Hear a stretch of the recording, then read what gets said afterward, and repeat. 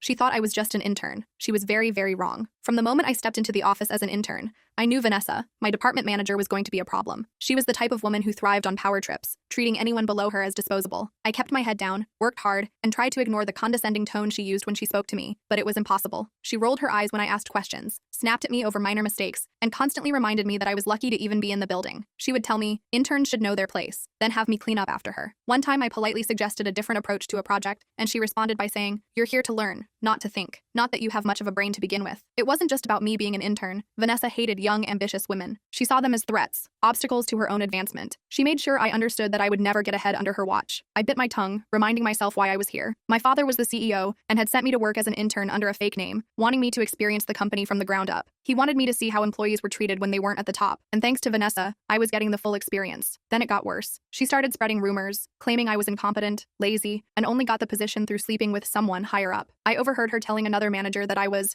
the worst intern we've ever had, and that I'd be lucky to last a month. When I stayed late to finish work, she'd accuse me of being slow. When I finished early, she'd say I rushed and did a terrible job. No matter what I did, it was wrong in her eyes. But the final straw came during a big client presentation. I had spent weeks researching and preparing materials, only for Vanessa to take credit for my work. She didn't acknowledge a single thing I had contributed. Worse, she used the opportunity to humiliate me, making snide remarks about my rookie mistakes in front of the senior executives. She said, "Honestly, I'm surprised she even made it through the hiring process." She laughed. If it were up to me, she'd be out of here by now. Silence fell over the room. I saw some of the executives shift uncomfortably, glancing at each other. Then my father, sitting quietly at the end of the table, cleared his throat and leaned forward. "Vanessa," he said, his voice calm but firm, "it might interest you to know that she did, in fact, make it through the hiring process, without any special treatment. She earned her spot here just like everyone else, because she's smart, hardworking, and, as it turns out, my daughter." The blood drained from Vanessa's face. Her smirk vanished. The air in the room grew unbearably tense as realization dawned on her. She looked at me in horror. My father said, "I recognize my daughter's work anywhere, and this presentation has her written all over it.